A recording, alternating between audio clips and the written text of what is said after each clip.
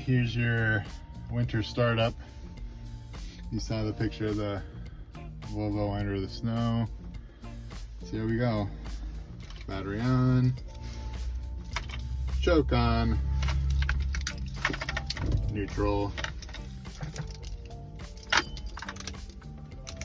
Turn my heaters off.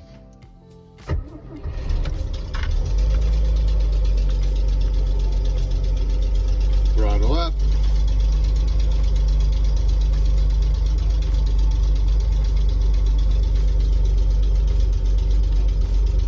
Slowly choke down. Yeah, pretty good startup. Actually, I think it's better when it snows versus when it's all iced over. But both, I mean, I don't think we're under freezing right now. But anyway, it's doing good. Let's have a cold morning chat about Volvo TGB C303 engines and problems that they may have. It's pretty cold this morning. We got frost on the ground, but it's a good time to talk about the functioning of the engine. Kind of because I think the B30 gets a bad rap. I think it's a good engine, but just like all of you, it's been a bit of a struggle getting it to run correctly. It's running fairly good now, fairly good power, able to, in low speeds around town, able to charge up pretty steep hills in second and high range, and then maintain 55 going up hills in fourth gear. And before that, it was running, it was running all right, but I was doing a lot more shifting to compensate for a poor running engine. So one of the easiest things, if you're having a hard time going up hills, to check is that your pots on your carburetors are full of its automatic transmission fluid. You can buy a special fluid for it, but it's ATF. I keep a little one of those to fill them up, and you can basically fill them all the way up, but what you do is you just undo the top and you fill it up to where it's just a little bit below the top of where it's threaded. And that's, I'm not being precise because you don't need to be.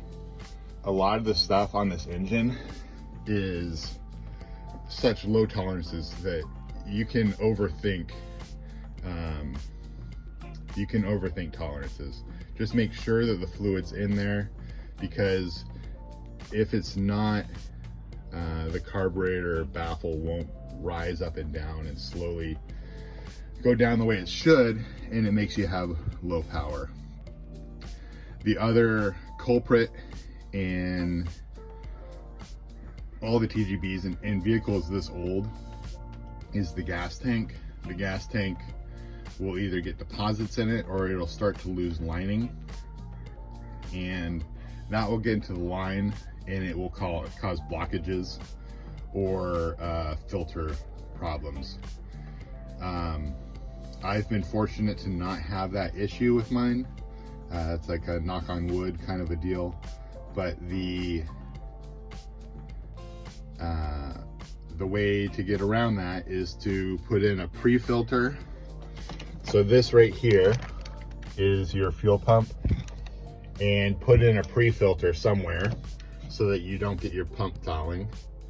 And then your post pump is up in the front, or your post filter rather, and that one is usually the Filter King. In my case, I've changed it over for a 164 fuel injected large filter. It just has a greater surface area, so I can go a longer period of time in between filters. But if you're having chunks fall out, you're going to be changing your filter much more often, and ultimately you need to address your tank. The other thing that people do to kind of postpone dropping the tank, cleaning the tank, getting a new tank, relining the tank, because all that's a pain, is they will get rid of the mechanical fuel pump and they'll put in an electric fuel pump with like 6 psi, something low. You need a low psi fuel pump in order for it to match up with the carburetors. One of the reasons that a electric fuel pump can work in lieu of the mechanical fuel pump is just that, one, it's pre-priming, so as soon as you turn the key to auxiliary position, it's pre-priming the whole system without you cranking. That starts it up quicker. You can also get pumps that basically chomp through with the impeller that's inside the debris that you have. So it's actually like kind of masticating up that debris. And then these carburetors, I'll do another video later on where I rebuilt my carburetors. They are not the crazy intricate carburetor of a Jaguar. They are a tractor carburetor. These ones, they do use them in other vehicles, high performance vehicles, and they have more adjustments. Ours don't. Like, we can't adjust our air fuel mixture.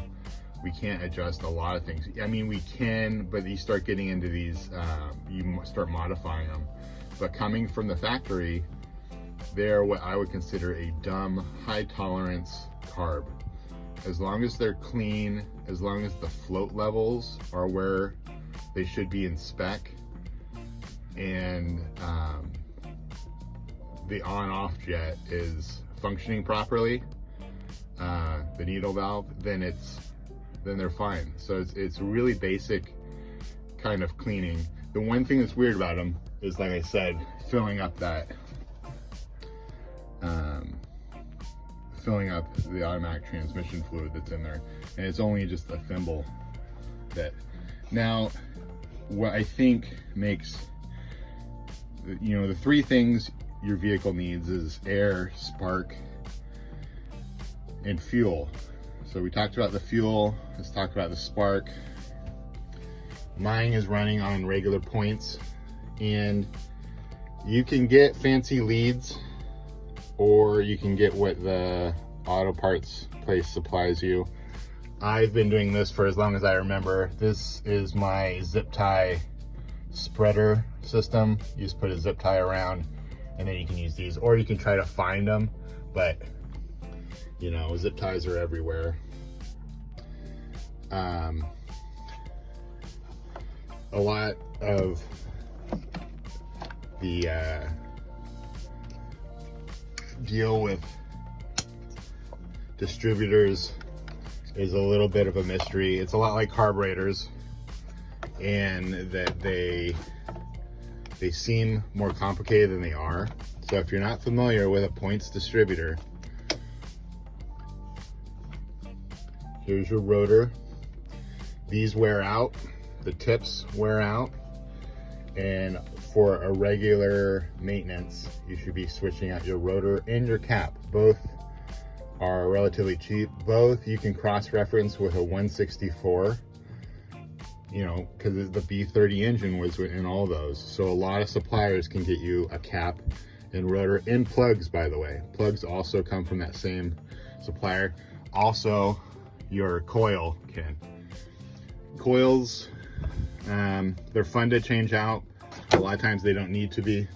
I didn't have that on film, but to take this off, you just pull it.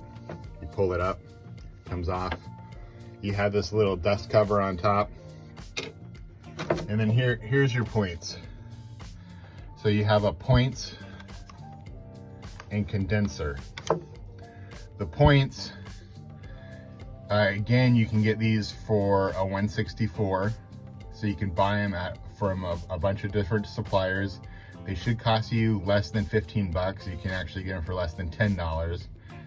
And it doesn't seem like supplier matters because they all seem the same. But it'll all look clean inside your cap, but what's important is this right here. This is where the points open and close. You can see this rotates as the engine moves, and you see these little lobes, the little points. It looks like a socket could fit on there. Don't put a socket on there. But as the engine moves, this moves around. As that little piece of plastic rises up on these lobes, it opens and closes the points gap right here. So what you need to do is you need to periodically, at least once a year, adjust your points. And this became a big aha moment for me. I hadn't worked with points for a while, and I didn't realize the maintenance that they took, which is just yearly. But if you're having issues, or if you've adjusted your points a lot, sometimes this whole unit needs to be replaced. Some people will replace them every time they adjust them because they're so inexpensive. Other people, you can adjust them and you can file the ends to make it, to clean them up. But what you need is you need some of these. So I've marked mine because there's a bunch in here. I've marked mine Volvo points, and this is what you're looking for. What I do is I adjust mine to 020.020, and then what will happen is they'll close up to 1/16 as they wear down, but 020 is fine. How you do that is, again, looking at the lobes on this, and you see that little plastic piece that's touching. You go in and you hit your starter, because it's not going to start without that cap on, but you hit the starter until this lobe is aligned with that piece of plastic. Okay, that's when it should be open. And then all you do is there is a flat screw right down here. You loosen that, and you don't loosen it too much. You just loosen it a little bit, and then you put your flat screwdriver in between these two little bumps up here. You see those? I wish I brought out a better pointer, but you can use those in that other, and you can kind of move it back and forth. And then you put your gauge right in there, and you check your gap, and you get your gap to where you want it. Now, this is a dumb machine.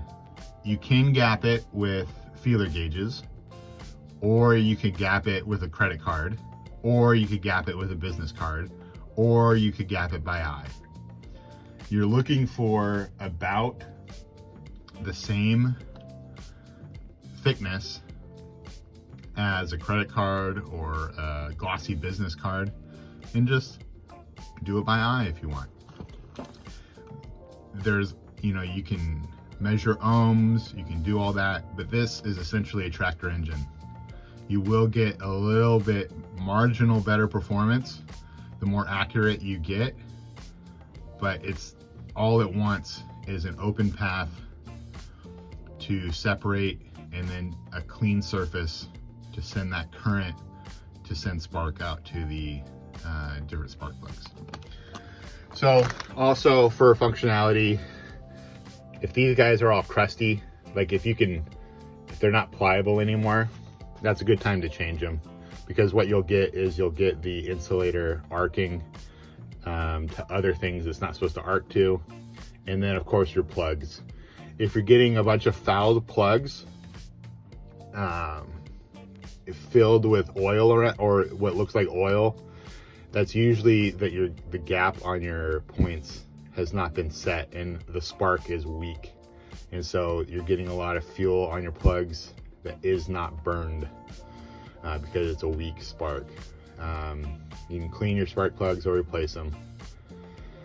And then as far as we have the trifecta, air, fuel, and spark. Air, this guy, your manifold gasket, also makes it so you get emissions, you get like exhaust in the cab.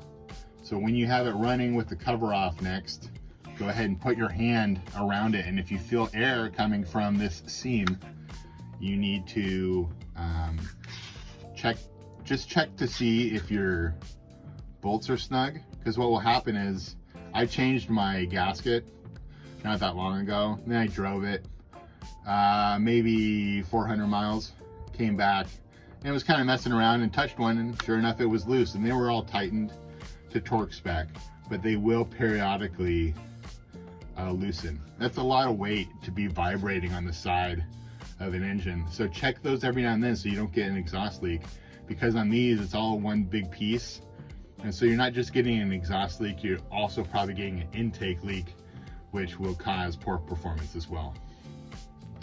So as far as air is concerned, also check for any vacuum leaks. If you have a vacuum leaking to one of your servos or something like that, then that'll also cause issues. Hopefully this helped. We're checking over a B30 engine and a TGB, and have a good day.